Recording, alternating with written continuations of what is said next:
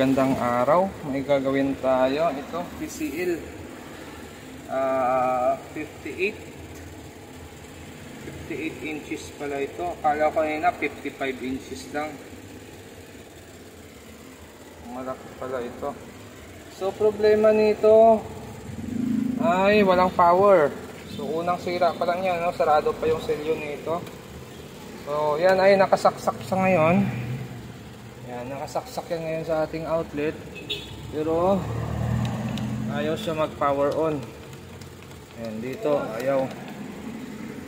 Okay, so nabuksan na natin yung unit. Bali ito yung kanyang mainboard.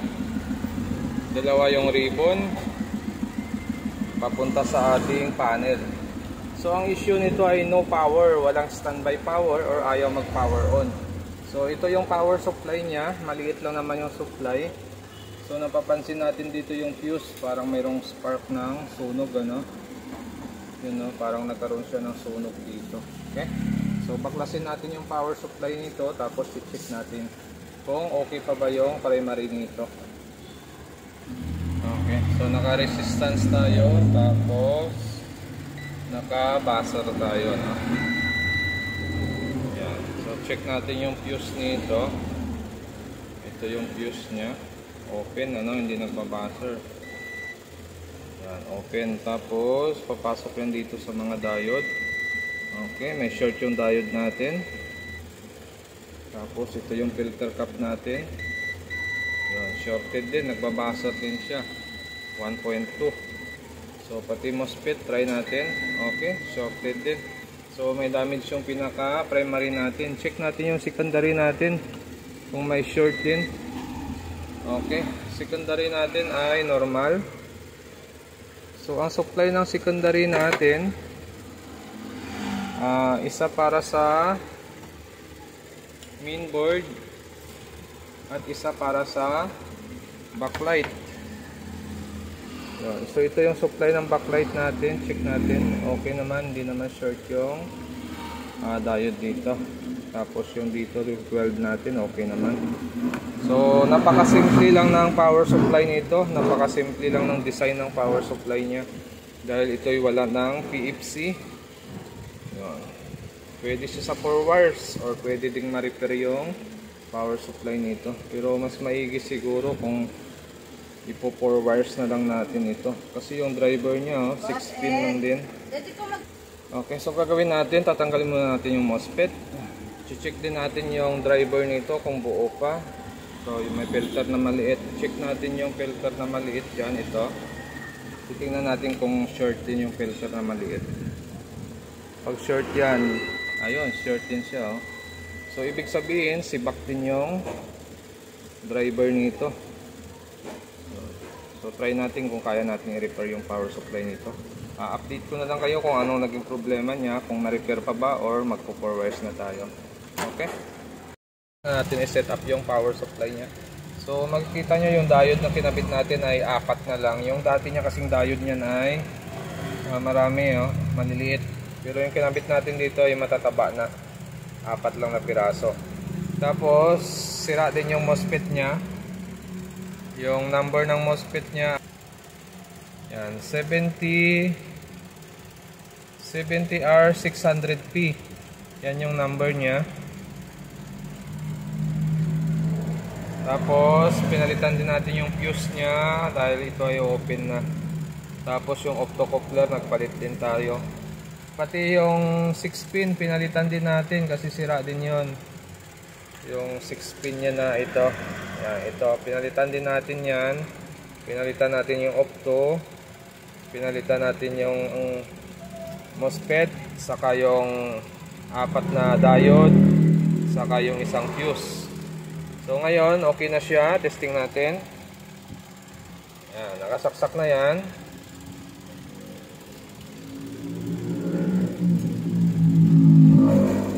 Ito yung filter natin. Mayroon tayong supply sa filter na 160, 161. Pagdating sa secondary, mayroon tayong masusukat dito na 10 volts. Yan, 10 volts lang yan kasi nga naka-standby pa lang, wala pa power on. Itong board kasi pag nagkaroon ng power on na manggagaling sa main board, tataas yung supply nito sa 12. Kasi ang supply ng mainboard natin ay 12 talaga yung papasok doon. Pag naka-standby pa lang siya, 10 volts lang. So para magawa natin na 12 ito, i-force on natin yung power supply natin. So dito tayo, sundan nyo lang yung pangalawang pin na ito. Ito yung pin na yan. Yan yung power on nya. Papasok yan dito. Papasok dito sa base ng transistor na ito. So i-force on natin siya. Jumper lang natin itong emitter collector nya. Tapos magsusuka tayo ng supply. Yan, okay na? Yan. So naka-jumper na yung emitter collector ng transistor na yan. Yan, naka-jumper na yan. Bali ito yung base, yung walang jumper. Tapos susukat tayo kung 12 na nga ba yung output nito. Okay, ito. Sukat tayo dito kung 12 na. So mayroon na tayong 12.6. Okay, so okay na yung power supply natin. Ang supply naman ng kanyang backlight ay 103. Tapos mayroon pa siyang MOSFET dito para mag-drive ng kanyang backlight. Okay, so testing natin. Titingnan natin kung gagana na itong ginawa natin. At kung bago lang kayo sa aking channel, huwag kalimutan mag-subscribe. So ito, nagkabit pala ako ng isang T-con dito. 12 volts yung load. Nilagyan natin siya ng load para mag-fix yung supply natin. Kasi pag walang load yan, magalaw yung supply natin yan. 10 volts, tataas, 10 volts, tataas. Pero pag mayroon siyang load, mag-fix doon yung supply na tamang supply niya.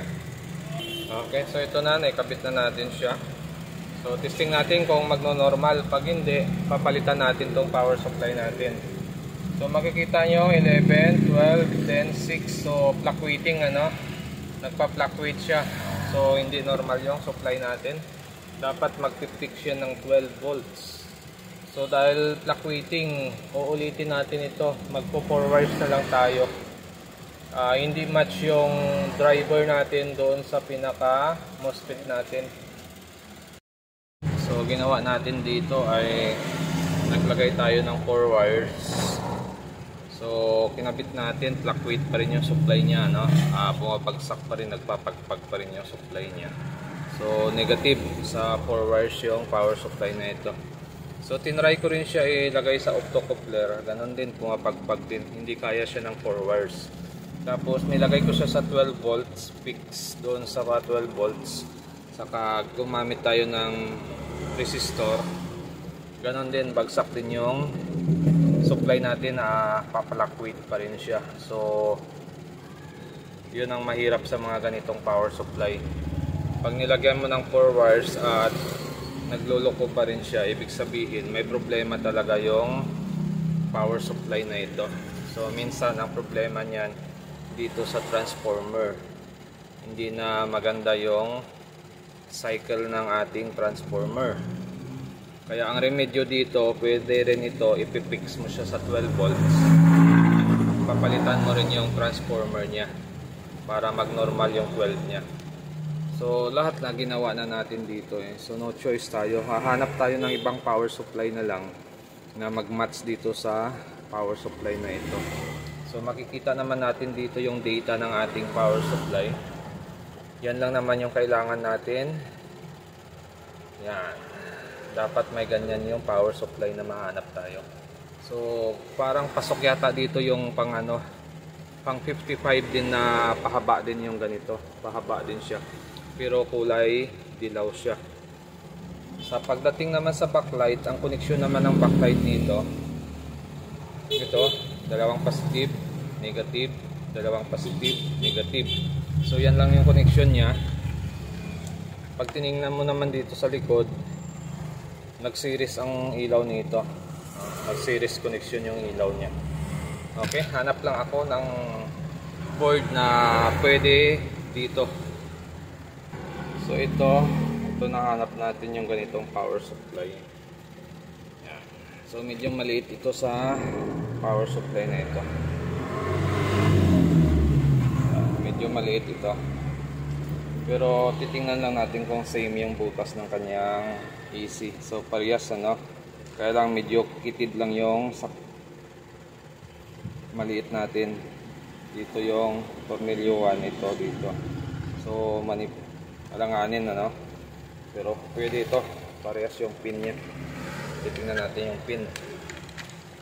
Pagdating naman dito sa pin nito, baliktad yung pin nito. Dito yung lock. Yung isa naman natin, dito yung lock.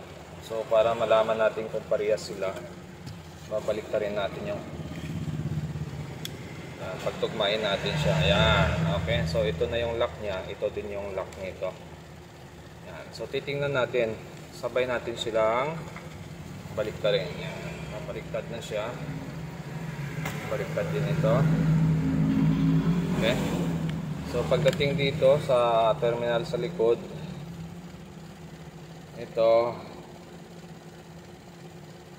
may isang pin dito na hindi nakakabit na. Hindi yan nakakabit. Naka-open circuit lang yan dito. Pagdating dito sa original naman natin,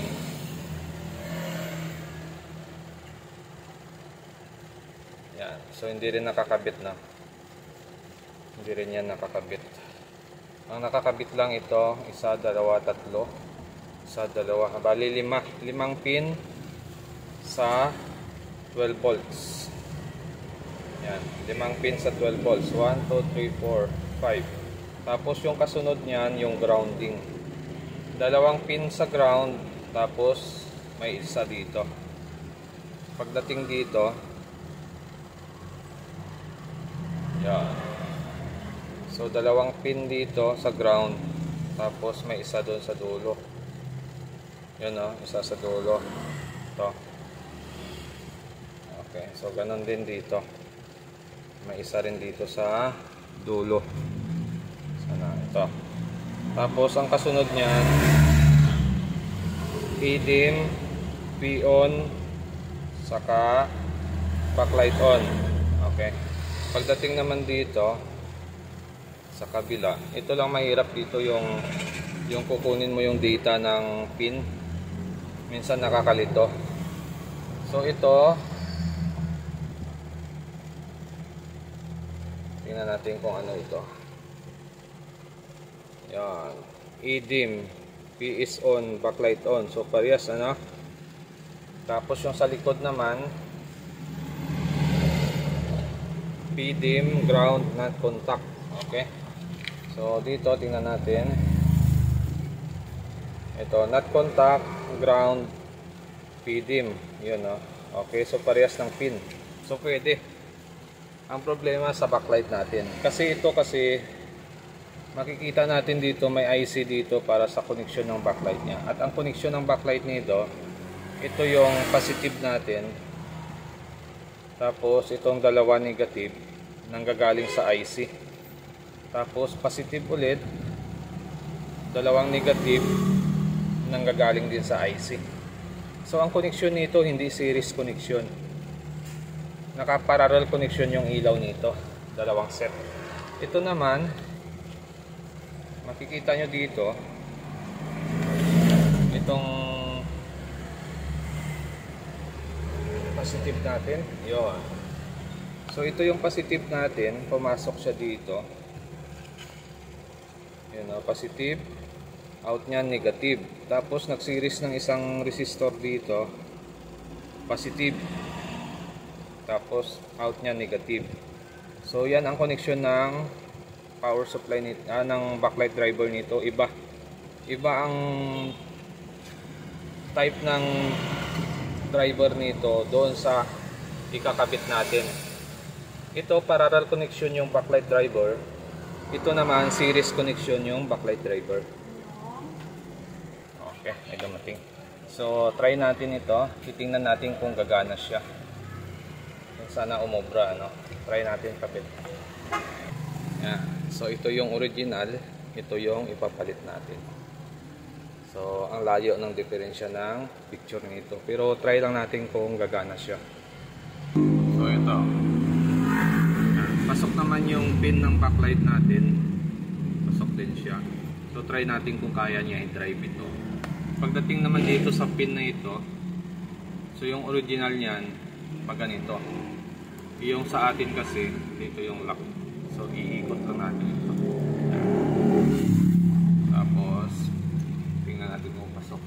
siya. Okay.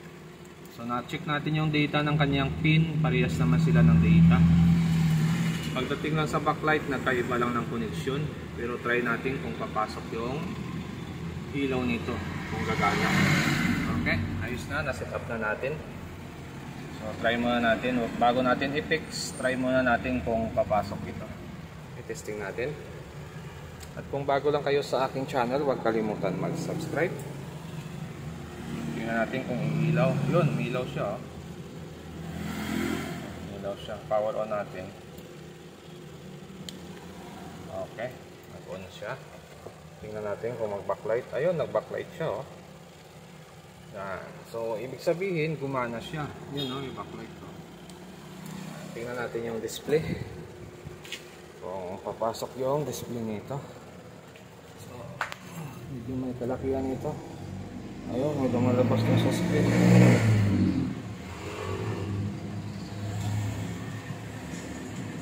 Google TV, ano? Wala. Ayan. Lumabas na yung display niya. Ayan, no? YouTube, Netflix. Okay. So, gumana siya. Pwede. So, pwede ito. Pumasok siya. So, pag ito yung kinabit natin na board, gumagana siya. Pero pag ito yung kinonvert natin na board, nagpa-fluctuate siya. Ayaw tumuloy. Bubukas, magsa-shutdown. So, talagang may issue yung power supply nito. So, pwede siya. Okay, sasarado ko lang to. Tapos, magpa-final test tayo. So, yung saksakan nito, kita nyo, pasok na pasok yung saksakan niya. Wala tayong binago dito. Ang problema lang talaga yung tornilyuan dito sa taas, hindi umabot. So ito lang nakalock, saka ito. Pero nilagyan din natin siya ng extension dito para mai-lock natin yung taas nito. Okay na rin siya. So nasarado na natin yung unit. Testing na lang natin. Final test tayo. Okay, so ito na, may ilaw na siya. Try natin kung gagana ito sa remote na ganito. Yun, gumana siya. At lumabas yung TCL.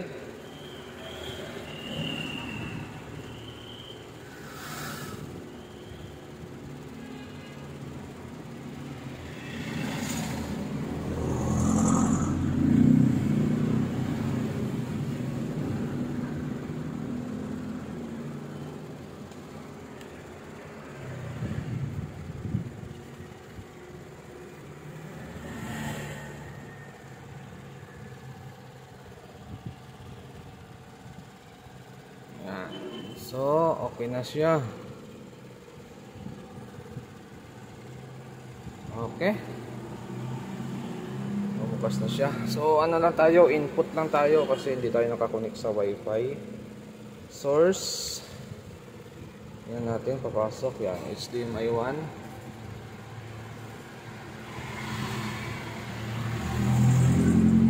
Okay. So, okay pa yung salamin nito, no? Wala pang damage yung salamin nito. Okay pa siya. So, program na lang natin yung TV Plus, tapos okay na yung unit natin. So, kung bago lang kayo sa aking channel, huwag kalimutan mag-subscribe. So, ganun talaga sa pagre-repair, Ang malaga na try natin. Kasi mas maganda yung na-try natin pag talagang hindi uobra. Doon na lang tayo sa last option. So, nag-try tayo. Ni-repair natin, ayaw gumana, nag-convert tayo, ayaw din gumana. So, palit na talaga ng power supply. So, buti na lang may kamatch siyang power supply, kaya nung kinabit natin yun ay nag-normal na yung unit natin.